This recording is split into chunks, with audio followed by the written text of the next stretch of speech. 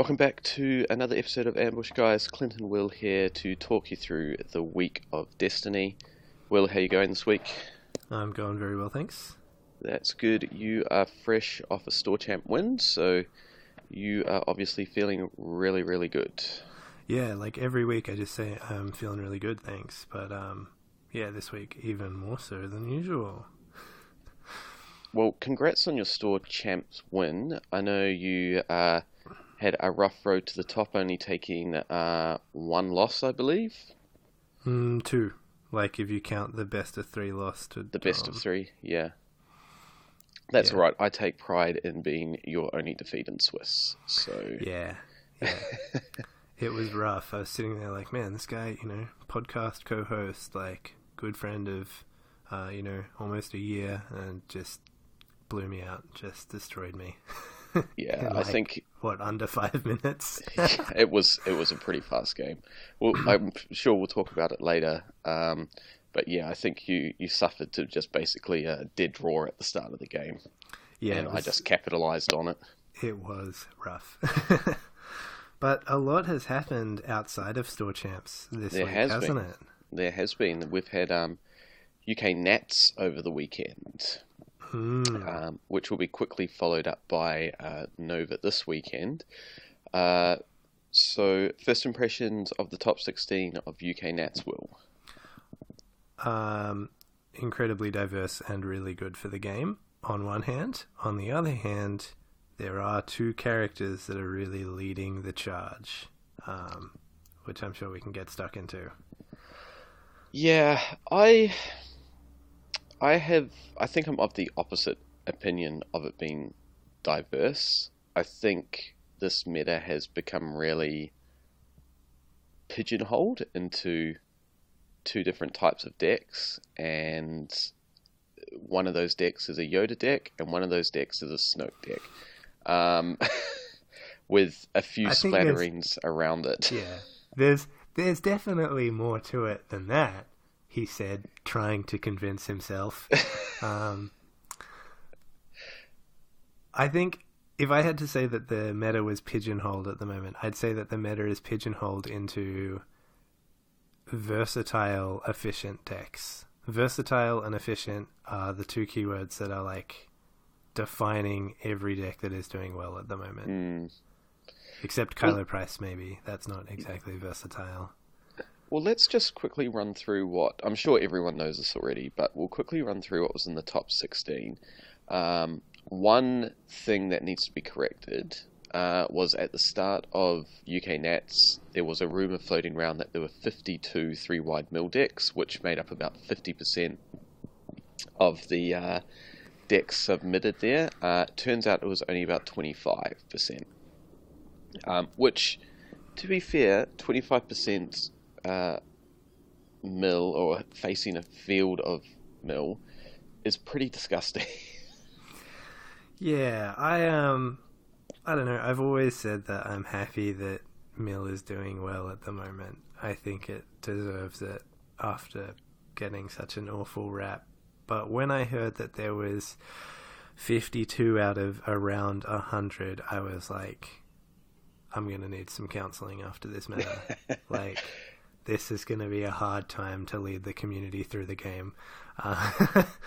Like, it would have just been tough. But it was only 25. What do you make of that? Um, I, I don't know. I have, like, I'm kind of on the fence about Mill at the moment. Like, I played two games against versus Mill over the weekend, and one was, I wouldn't say it was an overly convincing win. Like, it did come down to like the last two or three cards in my hand, but I managed to hit all his cards that he needed to really ramp his mill. But then Nice. the other game of mill that I played against, he managed to mill all my combo pieces, and then every time I'd get some damage on the board, second chance, force illusion. So Yeah. I know it's very beatable, but it also is very luck dependent. I feel like it's one of those matchups that's 50-50 in either person's favor, depending on what you draw and what you roll. Yeah, I think one way to describe it would be that while it on paper statistically is beatable, right? And this isn't, fact. This is just one turn of phrase I've heard. While it is beatable, it doesn't feel beatable when you lose to it. That's the 3-wide mill. Mm. And I think that's probably pretty accurate in terms of sort of design elements of the game and like what game designers want when they introduce a concept. They want something that is fun and interactive, and that everyone wants to sort of have a go at, and maybe they win, maybe they lose. They don't want to just introduce an automatic win condition or a 50% win card sort of thing. So I can see that, as they've said in the past, they don't want mill to be super prevalent. So maybe they'll push this away, because it does have that feeling of being unbeatable when you lose to it. But on paper, it's certainly not like as strong as it feels. If there's one thing I discovered over the weekend, if you don't have the advantage probably going into round 3, you are probably going to lose. Super interesting that you say that. So I found that the game that I won, I'd managed to kill 1.5 characters, and there was just no way that they could come back from that, and that was going into round 3. In my game against Dave in Swiss, going into round 3, I had done 1 damage. And did you win that game? I won that game. You won that game?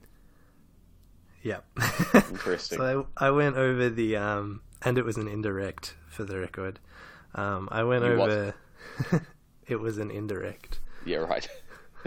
I went over the videos last night in preparation. Just some of the Twitch stream games. And I was watching that game and I was like, man, this looked awful for me until this point. I remember looking up at the clock and I think he'd milled me for 20 cards, so I had a few cards on the board and I had 8 cards left in my deck or something. And I was like, I've literally only done 1 damage. And then I had a turn where I did 19 damage in 1 turn. Yeah, right, okay. So I guess I was ahead on board state by the top of round 3. But it was interesting, like, just to see it so clearly not represented in damage in a game that I could go back and, like, look at again. Well, I guess you probably had some force waves out and probably a blaster or something that you could probably just nail some damage into him for that single round. Interesting. Well, let's talk. We've sidetracked off UK Nats already. Yeah. But so let's cut back to that, and we'll talk about store champs more in the next few minutes. Yeah. So UK Nats top 16. We had 4 3-wide mill, 2 Towson Commandos, 1 Luke Ray, hooray! 1 Kylo Price. We had 3 Elite Snoke Sienna Sebulba, which was probably the new spicy deck to come out of Nats. We had 1 Snoke Sienna Afra, 1 Jabba Tarkin, 1 Snoke Bazine First Order Stormtrooper, 1 Elite Yoda Ezra Rookie Pilot, and 1 Cad Bane Snoke. So we have got 1, 2, 3, 4, 5, 6, 7, 8, 9, 10 different decks to make the top 16. So yes, you are correct in saying that it was a very diverse top cut. Yeah, I think on paper at least it's pretty diverse. But we can go into those archetypes of like, is this a deck that only works because Snoke's in it, or is this a deck that only works because Yoda's in it, sort of thing. Well, let's have a look at those decks in the top 16. Now, if you could pick two characters that were going to be the most predominant characters in those top 16, what would you say they were? Yoda and Snoke. Yeah, you don't get any points for that. Sorry, Will. Yeah. So, looking at the YourDestiny.dk article, the top 16, 83% of the hero decks had Yoda in them, and 70% of the villain decks had Snoke in them. Whoa. Yeah, it feels weird seeing it like represented in numbers. I always just think of it as like, oh, around half the decks would have Snoke or Yoda, but way more than half. And then if we break that down again to like all 102 decks within the UK Nats, 48% of the hero decks had Yoda in them, and 37% of the villain decks had Snoke in them. Oh, okay. So a bit better over the 100, but that means that those characters are converting to top cut more than other characters. Correct. Yeah. So the result of the UK Nats, it was the Snoke Sienna Sebulba v the what was it? Snoke Bazine First Order Stormtrooper, I believe, and with the Snoke First Order Stormtrooper Bazine winning the UK Nats overall, and he was the only one of that makeup to make the top 16. Yeah, and I think the key difference there is the 5 dice start. Yeah. A few pieces of the package are different, but the 5 dice start just gives you a whole lot more efficiency. Well, this is where Bazine can be quite versatile within this deck, because your first action of the game is basically to roll out Bazine. Yeah. And then you're hoping to either hit that discard, or you're hoping to hit that resource side. Does Bazine have a disrupt side as well? I would imagine she does. I think she does. She's a terrible character, right? So they would have just whacked the disrupt side on there. Yeah, exactly. So you would expect her to depending on your matchup, to Snoke that, to either discard them for 4, I think it is, 3 or 4. No, it's just the 1 discard side on Bazine. Or disrupt them if they're a vehicle deck, just destroying their resources, or you gain your own ramp by snoking Bazine, or if you get that special, that's 3 damage. You just whack 3 damage into whoever you haven't tapped yet. Yeah. So the deck is pretty versatile, and I think it's got a pretty positive matchup versus Mill as well, because it can just out-ramp, and then you get all those vehicles out, and you've got so much focus in the deck with Snoke and Count Dooku's Solar Sailor that you don't even need to reroll to hit that damage. Yeah, I think if you look through the top 16... all the decks have prevalent focus. The only one that doesn't would be Luke Ray, and even that still has a focus. And I think that is a really essential part of the meta at the moment, is not so much being able to combat Mill by focusing to avoid pitching for rerolls, but just to be able to be more efficient than your opponent. I think efficiency is the name of the game. Like, absolutely, at the moment. Well, how do we look at efficiency here? So efficiency, you're either going to be able to, regardless of what you roll, you can turn your die to any side. Yeah, there's a fantastic article about how dice are the worst part of this game from a few months ago.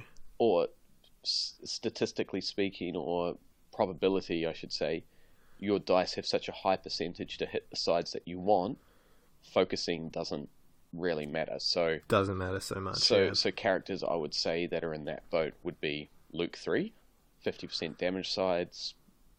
You've got that focus side, which can come in handy as well. Another character I've been looking at again recently is Qui-Gon. If you look at him, he's effectively 4 damage sides, right? 4 damage sides, yeah. Yeah. So, and then if you count his ability, that could be, like, if he's elite, a 3rd or 4th die depending if you've got double Shotos on them or something like that. Yeah, definitely. So you're looking at these characters that add consistency to your decks are why you've got Yoda and Snoke in the top, such a prevalent part of the top cuts. Yeah, I think if people have been playing Destiny for a while and they're just not seeing the sort of really consistent great results that these people are seeing at UK Nats, just bite the bullet, go buy some Yodas or some Snokes, or like trade into your friends or whatever, because those characters at the moment are defining the meta through focus, through their abilities, and through their aggressively low costing. Yeah, I think just play them and you'll find a way to make your deck work. Yeah. Look, well, congratulations to the winner. I believe on Discord he goes by Stealth Moose. I can't see his actual name here, but obviously he had to battle it out to win that top spot. Obviously against a very heavy mill field, and it looks like there was quite a heavy sort of 3-wide field in general, with only 4 2-wide decks making the top cut. I don't know, just as a side point, the first game that was on stream was actually this Luke Ray deck, and man, that thing just shredded. Yeah, it just hits like a truck, right? Yeah, it just absolutely shredded, and he was playing one of the Sebulba decks first round, and he just absolutely tore it up. I actually think it was one of the guys from the Destiny Council, not Destiny Council, your Destiny team. Yeah. That played it. But I was looking at that, and before the store champs, I was watching that, and I almost audibled to Luke Ray Yeah. the night before, because he was just tearing it up with this Luke Ray deck. Like, it was very, very strong. Man, it is so interesting that their list does not run My Ally. Just looking at it now. My Ally as the Force is a fantastic card with Luke, I think. But more on that in a minute. Yeah, I agree that 3-wide is pretty powerful, and yeah, we're definitely seeing a rise of that in the meta at the moment. So cards like Force Wave, any card that can spread damage across multiple characters like Rocket Launcher and stuff going up in value. Well, see, Rocket Launcher should be really good at the moment with all the support-based decks. You heard it here first, guys. Run Rocket Launcher. Because it's got that special that just blows up a support. It up, yeah. I like genuinely didn't even remember that when I mentioned it. I played Rocket Launcher for like 6 months. It didn't matter when Rocket Launcher was in the meta because there were no support decks. There wasn't anything, yeah. You were just doing that for, what was it, 2 damage to 2 characters? Yeah, I think it's 2 to 2, if I remember correctly. I think. So, for 1. So, Yoda and Rocket Launcher, you heard it here first. Yeah, it's just like a mini Force Wave. Yeah. So, that could be an interesting piece of tech if you're wanting to be versatile between direct and spread damage, or take out like in a Snoke deck, you might be tempted to take out that planetary bombardment with it, but then you might also be tempted to take out the Count Dooku Solar Sailor just to drop the consistency on the deck. Yeah. All right.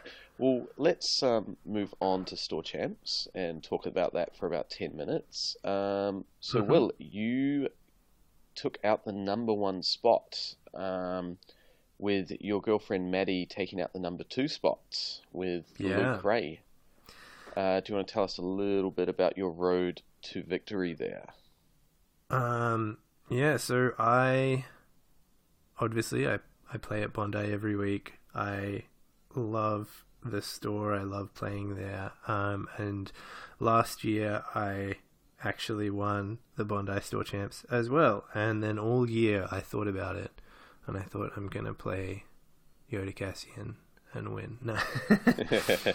No, I joke, but it was actually something that was on my mind a bit going into the store champ, in the way that I very much adjusted my expectations. I was like, look, I won last year. I don't have anything to prove. I am not so worried about doing well. I'm just going to go to the same store that I go to every week. I'm going to have fun with all my buddies, and I'm going to, give it a red hot crack with a deck that has no mill protection and isn't the mill deck. And like, my opinion is firmly unchanged that the 3-wide mill deck is the best deck in the game at the moment, even after it got chumped out of UK Nats. And I think adjusting my expectations was the best thing for me on the day, because I just went and played hard and won a bunch of games. Well, it's interesting because we were talking, like, obviously our little team there, we were talking about what to take for Bondi Store Champs, and I was choosing between about 4 or 5 decks, and you were like 70% sure you're going to take Yoda Cassian, but you were just like, it just gets blown out by the aggro deck sometimes. And so you weren't sure about taking it for that exact reason, and I know that I didn't want to take Yoda Cassian for that exact reason 2 weeks earlier to Town Hall. What do you think of that? Still, like, is that still your opinion, or? Yeah, I still think the biggest weakness of the deck is to mill. I think its second biggest weakness is to also good aggro. But, in theory, like, it's the sort of thing where on paper it should be able to stabilize against aggro. Mm-hmm. It's designed to, it's built to, that's why you run blue yellow hero. But I just don't see that represented in my games. And that's the thing, in terms of practice games, I played, I think before the store champs, I was up to 45 reps on the deck, which is not very many in the grand scheme of testing, but I think it's probably a lot for our local scene. Yep. And yeah, I think like over 45 games, I think I won like probably 50% of my aggro matchups, which was way less than any other matchup. Except Mill, which was like an 100% loss rate. So I think aggro is really tough on Yoda Cassian as well, but I think it's still weakest to Mill. So we did 4 rounds with a cut to top 4. Do you want to just walk us through quickly the matchups that you had? Yes. First round I got the bye. It was sick. I won. Second round I played against Dave. Same Dave we talk about every week. He's really good. Shout out to Dave. We just make fun of him. Yeah. Took Mill twice to 2 store champs. And did really well twice. And did really well twice. So my game against Dave, he plays the Pod Racer Action 1. And I sort of sat there and I was like, alright, Pod Racer's down. He hasn't activated it. He hasn't done anything else. Alright, I'm gonna take my turn. And I didn't play the wave turn 1 because I didn't have it, and he was like, oh, you were sitting there thinking about the wave and now you're not even playing the wave. And I was like, oh, I was just trying to let you take your ambush, at which point I promptly forgot to take my X8 Night Sniper ambush. Oh, okay. So we traded forgetting ambushes. That was fun. And yeah, we talked about this game a little bit earlier, but I just didn't do any damage for the first 2 turns. I just committed to getting my pieces down on the board and setting up. So I got the Night Sniper down turn 1. Then I got the Hidden Blaster down at the end of round 1. So I gained some resources over the turn and then played another one. And then round 2 I got the wave down, which got removed. And I got, I think, a Goggles as well. Goggles is a fantastic piece. what we were talking about before, focus, efficiency, goggles should be in your yellow hero decks, probably. Yeah, definitely put in a lot of work for me over the store champs. Yeah, especially if you are running cards like All In and Impulsive, then yeah, you should have that card in your deck. If you're not, if you're running vehicles and you've got all low health characters, maybe not, but it's still a very, very good card. And then round 3, I just blew him up. Round 3, I played Friends. He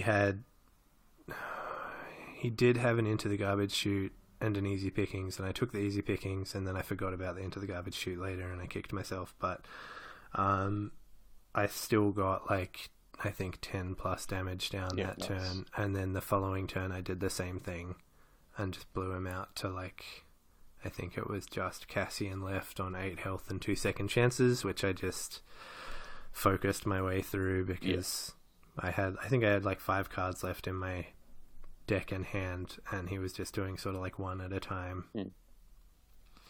So that game was a sort of scary first 20 minutes and then an explosive last 15. And yeah, shout out to Dave making a fantastic play in the last round of the game to Flames of the Past, my Maz's goggles, for his own Maz's goggles. I only run one in my deck, and he played it, and I was like, you can't do that. And then I was like, oh no. Yeah, I had a you can't do that moment to Maddie, and then she went, Ancient Lightsaber and my discard pile. I'm like, yeah. She told me about that. I was like, yes, go you good thing. Yeah, that's all right. I got my sweet revenge. Yeah. Round 3. So round 1 by round 2, Dave. Round 3. Oh, you remember this one, Clint? This was against you. Yes, it was. Yeah. So I drew not the best cards in my deck, but it was also just testament to how badly you can do sort of, under pressure and stuff. I missed a few things. I made some mistakes. I sort of sat on removal pieces that weren't going to work for me. And you did, you got pretty good rolls and played well as well. Getting the 4 speed in the Ancient turn 1 is just, that's just what you want in that deck, and there wasn't much I could do about it from there. You did, 3 or 4 damage round 1, and then blew out into 9 or 12. Yeah, I think I managed to... Did I manage to pull out a concentrate play round 2? Yeah, I think it was concentrate. Yeah, just to seal nuke the deal. Cassian off the board. Yeah, something I noticed about the deck throughout the day was that I did go a little hard in on Cassian living, and if Cassian got taken out, that was a super big hit for the deck. I didn't write that in my write-up online, but I'll post my write-up with the episode, and people can see it if they haven't already. But even with all the focus and all the survivability, Yoda with 3 guns is just not very scary. Very, he's just, I think what you would say is he's very fair, right? He has a lot of potential, but it's all mitigatable. It's all at regular speed. Yeah. See, I was working on a Luke Yoda deck, which focused on just basically Force Wave, and just ramping into double Shotos or a Shoto and Ancient on Luke, so he builds into a tank, and then Yoda's just there, just giving him shields, making money where you need it, focusing Force Waves to specials. But if you can get that set up, your ramp set up properly, and Luke goes down early round 3, Yoda's just not going to do anything. You might as well scoop that game, because you're not going to win it. Yeah. And that's the problem I've always had with Yoda in a 2-wide deck. As soon as your main character goes down, Yoda's not closing out that game, or he is, but you have to have advanced your board state or nuked some characters off the board first, traded a character and maybe killed the other character to half health to be able to have an advantage in that game. Yeah, definitely. Yeah, I always struggled to close with Yoda. Mm. Well, I definitely agree. I definitely expected most people to go for Yoda first, and the games where people went after Cassian first were the hardest. Round 4, I played against Jackson. Shout out to Jackson, one of my sort of all-time favorite players to play against, not because I win a lot, but because I always seem to walk away with a better understanding of the game when I play against him. I still have nightmares about like sitting on the floor at Good Games playing after like 3 weeks after learning the game or something, and he just introduced me to the card Close Quarters Assault, and it was just an awful time. Yep. But it's one of my favorite memories of Destiny, because it was just like fantastic, and I just walked away and I was like, cool, I'm going to play Close Quarters Assault in every deck that I can for the rest of my time playing this game, because he just like showed me the ways of the Force. But in our game, he was playing Sienna, Afra, and Guavian Enforcer, so red, yellow droids and vehicles. Yep. Now, this matchup went pretty much how you would expect. I got a round 2 hyperspace off, which was fantastic. He successfully mitigated my force wave almost every time I rolled it in, which was also fantastic for him. But apart from that, it was just a heavy race to the bottom, and I had realistically no business winning this game, because he got me down to 2 health on my character's total, right? And he had BT and 000 on the board, right? So if he had gone first in the last round, he would have won the game. And I can't remember how we got to that last round, but maybe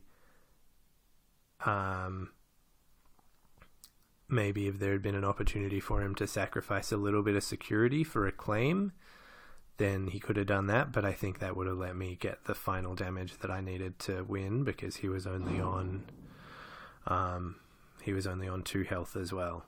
And then in the last round, I had my first action. I had the quick draw and the hidden blaster in hand.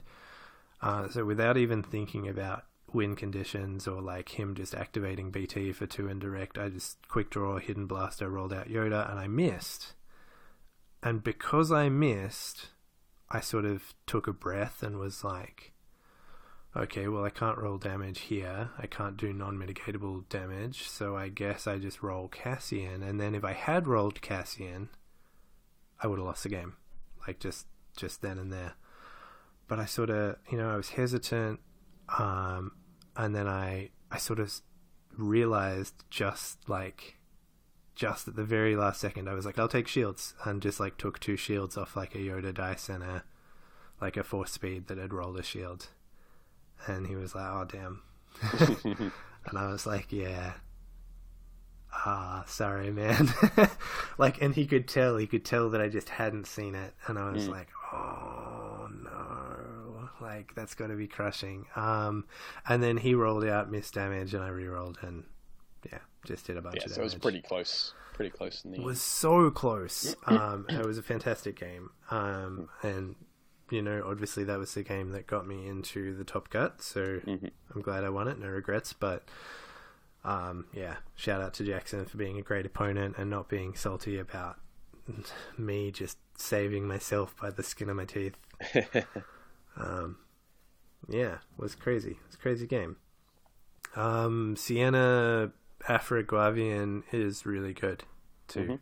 Like just having the consistency of getting the Guavian for that little bit of extra resources and stuff. The ability is always nice as well. And then I guess I'll talk about the cut briefly. There's really only 3 games to talk about in the cut, because the finals against Maddie, we considered not even playing it out. But we decided, there was a stream, we'll just play it. And I unfortunately for Maddie, just god rolled her Mm. in. I god drew, god rolled, and like we've played the matchup a lot, and I think it's actually probably in Luke Ray's favor. Okay. But my dice were rolling hot, and Yeah. there was just nothing she could do really.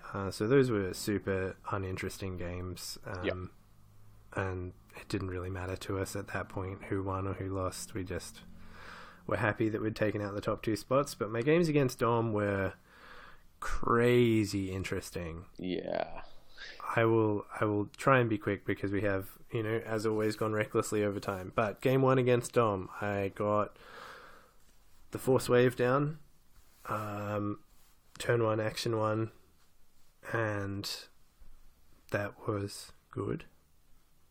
And then I just sort of rushed him down as quickly as I could, and at around the 10 or 20 minute mark, I killed Yoda and Anakin in one action, and he did a deck count, did a sort of stock take of what he had on the board, and I think he had Cassian with a Force Meditation and a Pod Racer down, and he just said, cool, let's go to game 2. And I was like, yeah, probably. Game 2 was interesting. I didn't get much damage round 1, so rather than focusing into damage that would have been removed, I just decided to mill his hand, mill his deck, and do a bit of milling. Now I think this is a fantastic strategy with the deck, to just mill a bit if you're not going to get, because like 2 damage on round 1 is not maybe so important in the grand scheme of this deck, but 2 cards from the deck is still a 15th of the deck at any point. And I hit like an Entangle and an Illusion or something, so I was like, that was great returns. And I think the goodness of the 2 cards that I hit led me to sort of stick with my mill plan just a little bit too long.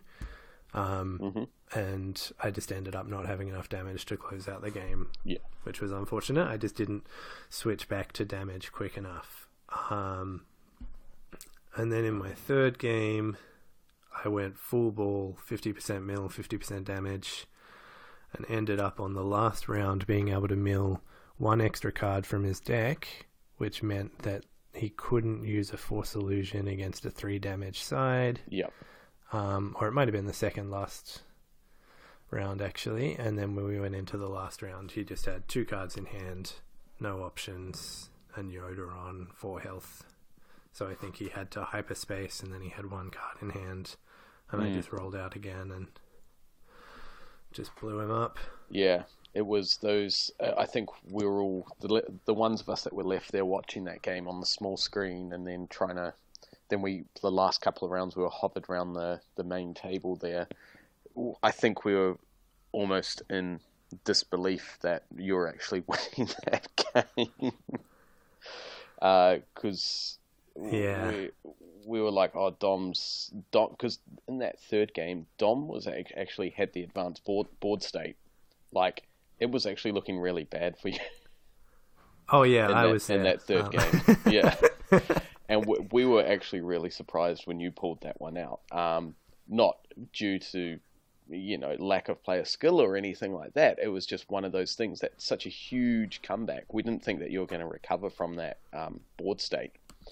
Yeah, it was definitely tough. I think the 50% mill, 50% damage strategy worked really well for me because I saw so many removal pieces, and I think I saw both second chances.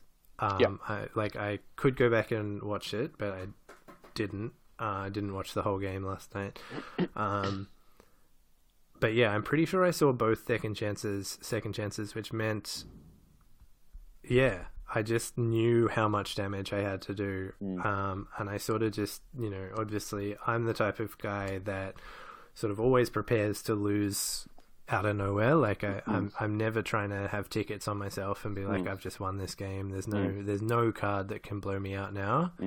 But going into those last 2 rounds, like when he played the hyperspace, I was like, okay, if he's played a hyperspace, he's got nothing else. So I can just roll here, and absolutely terrible rolls for both, like, for giving that, then I think I've got it. And sort of rolled out, hit the damage, GG. Oh. Well, congrats on your Store Champs win back-to-back from Bondi last year and Bondi this year. No worries. You got to make it 3 years in a row now. Next year, no pressure. If the game's still alive, I guess I've got to give it a go, right? Yeah, exactly. And it's got to be Yoda something. Yeah. Yoda Yellow. It might actually be Cassian something as well. He is really fantastic. So, in that particular Store Champs, I did top 4 at Bondi, eventually just getting blown out by Maddie in games 2 and 3 of the top 4. And it almost was a blowout in game 1 as well. None of my games were notably super interesting. I was on Obi Mars, and sometimes Obi just does what the deck's built to do. It's built to get in, do some damage, and jump out.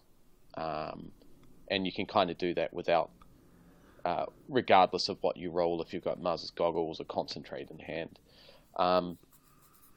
But coming back to that point where you said, like, My Ally is the Force is such a strong card.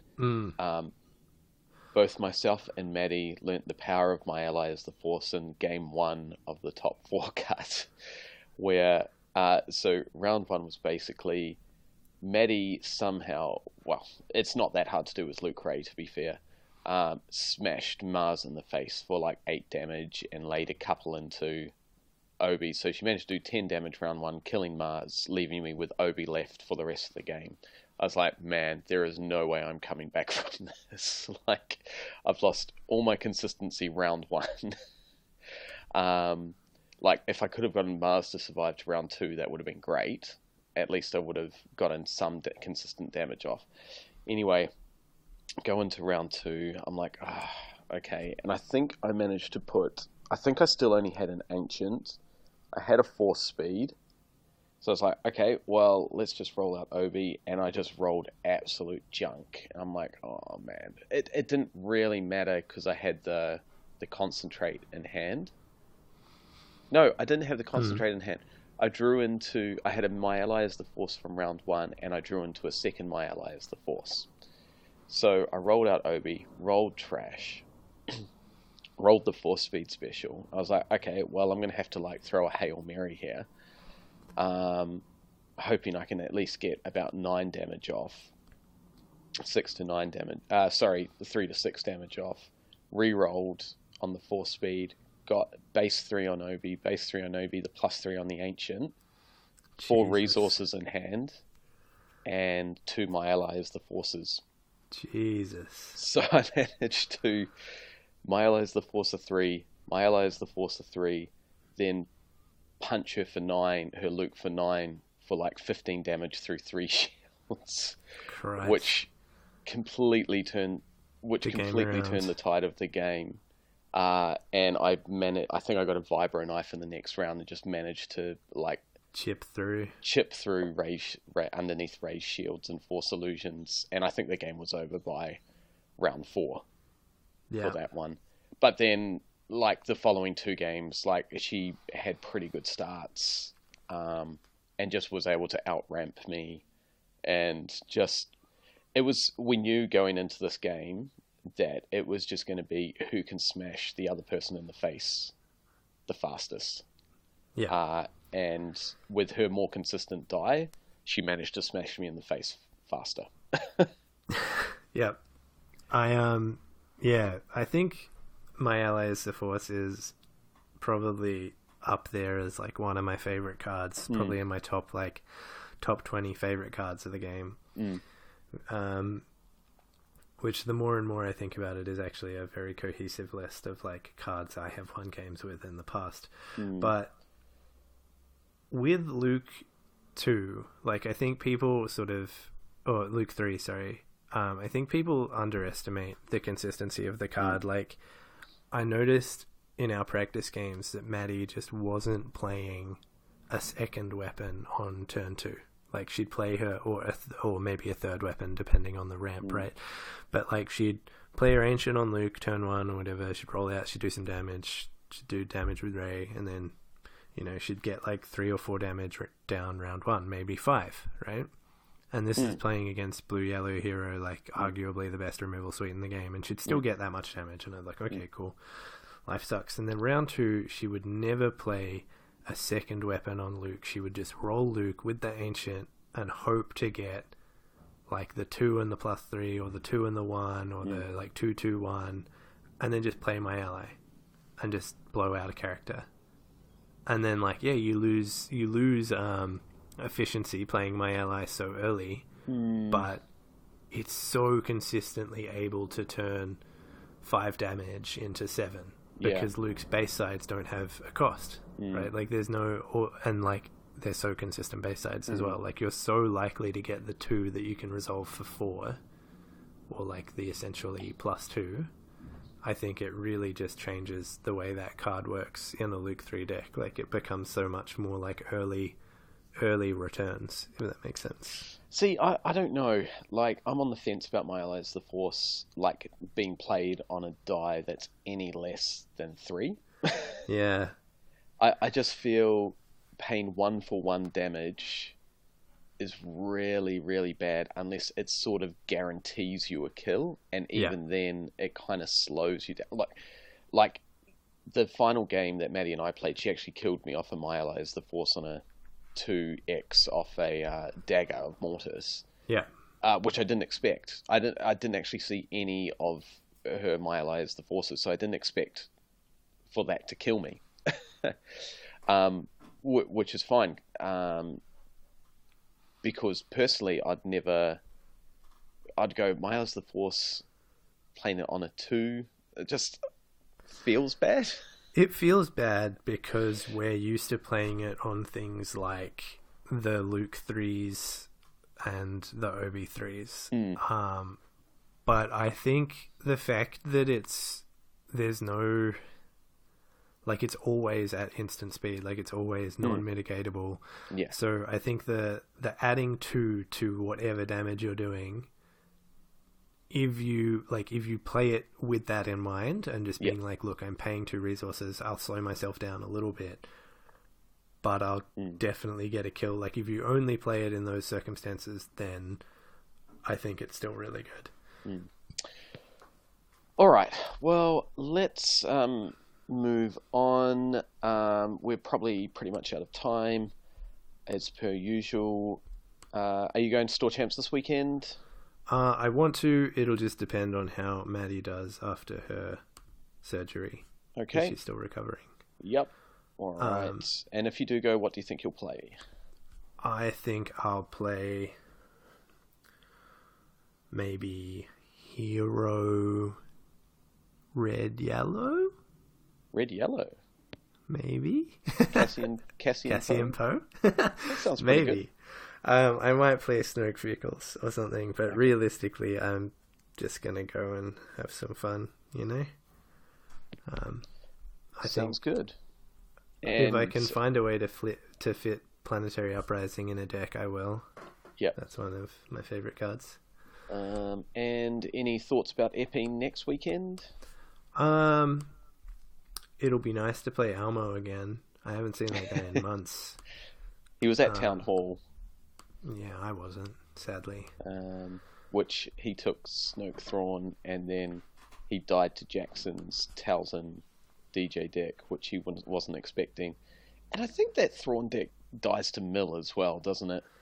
Yeah, if you get all your big vehicles milled, you can't really do anything. Alright, predictions for Nova this weekend? I hope that Mill will do really well because I think it is better than Snoke Vehicles, but Snoke Vehicles will probably do really well because everyone will be playing it because they'll want to swap off Mill because they'll feel dirty for no reason, right? Yeah, I would say it'll probably be Snoke Vehicles as well. Snoke X. I think there is a deck out there that will be good to combat Mill and Vehicles. Something heavy shield, and that can use the shields offensively. but I don't know if people can be bothered trying to find it at the moment, whether it's worth trying to find an answer to the meta, because this is probably the last main big event before. No, there's a few more Nats coming up, I think. So I think we've still got a few more competitive things to look at before November. Yeah, definitely. But yeah, I think it'll probably be either Snoke vehicles or Mill. My guess would be that Snoke vehicles will probably edge it out. Yeah, I think you're probably right. As much as I don't want you to be, I think you're probably right. And one final quick shot is Snoke Yoda. Are they going to get a nerf after Nova? I don't think so. Does that mean that it won't happen? No. Does that mean I think it's not deserved? No. But I don't think it'll happen. I think my prediction is Snoke and Yoda will not be nerfed until rotation. Ooh, do I really? think that? Yeah. Do I think that they need a nerf? Yes.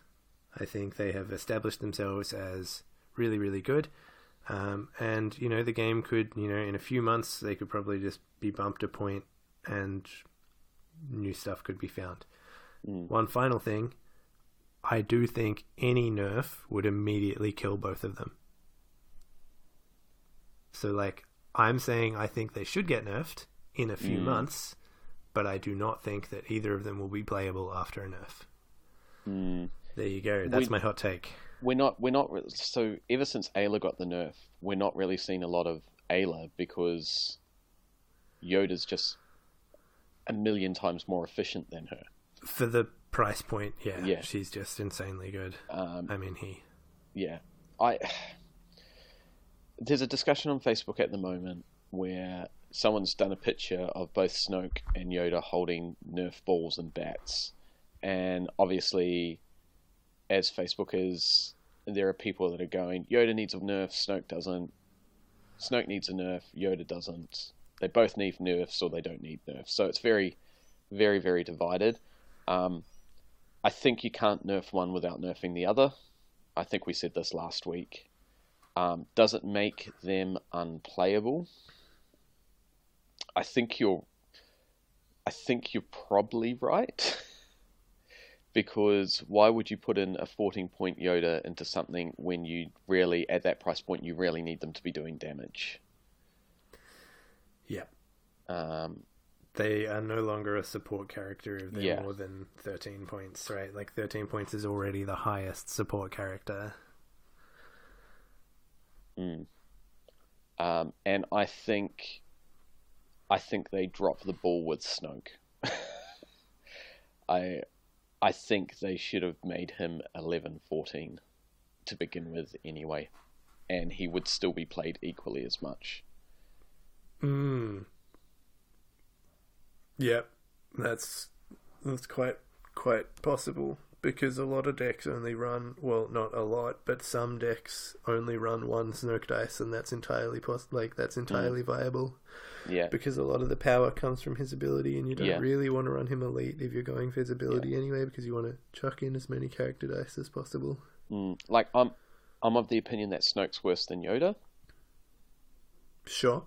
But at the same time, I also agree that they probably both need to be touched, or they need to look at rebalancing other characters back down, like Ayla back to 9-12, or something like that, to help open up the design space again. Yeah. Just while we're on, I think that's correct. And while we're on point costing, I was looking at some alternate art yesterday. Just like Destiny Bling, and I looked at the General Grievous alternate arts, which, of course, because they're sorted alphabetically, both of the General Grievuses were sort of next to each other, and it just made me think that they printed the new General Grievous, and they were like, we'll print a character with really good character dice, we'll give him, in a competitive setting, no ability, no power action, and then we'll print him in that awful color that no one plays, Mm. because it's the only color that makes sense for him. Mm. And then they were like, how many points should we cost him? And they looked at the old Grievous and they were like, oh, well, we don't want anyone to think that new Grievous is strictly better than the old Grievous, so we'll just print him at the same points cost +2. Yeah. And I was just like, that's probably it. Like, Yeah. and it's terrible because new Grievous could see so much play, and be so interesting, but he's just unplayable at 20. And this comes back to the age-old question, like, if they took Phasma 2, what did Phasma 2 get? +1 or +2? +1. I think she got +1. 9, 12 to... Oh, no, 10, 13 to 11, 14. Yeah. I mean, does that make If Phasma they a problem unnerfed again? her, would she be good? I think she'd still be good. I don't think she'd be broken. Obviously, I'm wrong, though. Someone will find a way and be like, oh, no, it'd be broken if you did this. It'd be interesting if at the start of each new block, they unnerfed all the characters that nerfed. For Infinite? No, just for that next block of Standard. To see... Oh, right. Like, if let's say Yoda and Snoke both get bumped at the moment, right? Mm. And then when Awakenings rotates, they unbump them. Because maybe it was the stuff that was in Awakenings that was making them super broken. Yeah, or I understand. even like you're looking at Phasma and Ayla and just removing their point costs back, like pushing their point costs back down to see if that breaks anything. Again, obviously they'd have to do some play testing around it. Yeah. But surely there must be something to be said for that. Like removing, they're balanced for a reason because of certain combinations. But, if you get rid of those combinations because of rotation, they're not oppressive or overpowered anymore. They're no longer broken, yeah. Like, Ayla, see, like, broken down record again. Ayla's point cost was very aggressive. Yeah. But I didn't think she was overpowered. I think she was overpowered at the time, but like realistically they nerfed her like what, a month before the new set came out, or not even that, like 2 weeks before the new set came out. Maybe just wait, maybe just see if anyone's still playing her. But then I think everyone would have been playing Cassian Aggro BTL, right? Yeah, that was that. I mean, I don't think that would have ripped through the meta, but it would have been top tier.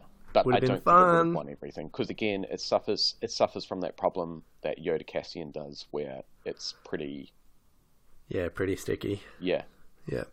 Another interesting thing, just one extra going recklessly over time before we wrap up, is I think it is really interesting that we haven't seen any negative point nerfs, if that makes sense. We haven't seen any buffs. No one's gone, oh, Mon Mothma is terrible right now, let's just bump her down to like 9, 12 and see if she gets any better. I don't think they'll do that. Yeah. I honestly... I want them to, but I don't think they will. No. Is it just because, like, just soundboarding out loud, is it just because, like, they are happy with the pace of the game and they don't want anything to make it stronger than it is? I think it's just in fear of breaking it. Like, if you look at Grievous, what is he, 18-20? No, 15-20? 15-20. So if you dropped him down to 18 and you could put him with Elite Talzin, and you just get... I mean, you can do that with Dooku anyway. Like, Dooku's arguably better than Grievous anyway. Yeah, and he's in a better colour. Like... Yeah. He does have that pay 3 for 1 side. Yeah, but like make him 19 and see what happens. I don't know. I don't know who you'd I put, just want to put play him Grievous, with at 19. Man. I'm not Paul, and I want to play Grievous. Like, life's tough. All right, we've gone severely over time. As usual. Yep. All right, we will catch you on the next episode, Will. And if I see you before then, I'll see you before then. Thanks for listening, everyone. And we will record a new episode next week with hopefully some store champs results, some Nova results, and we'll really see what's broken. Yeah. All right. See you later, everybody. See ya.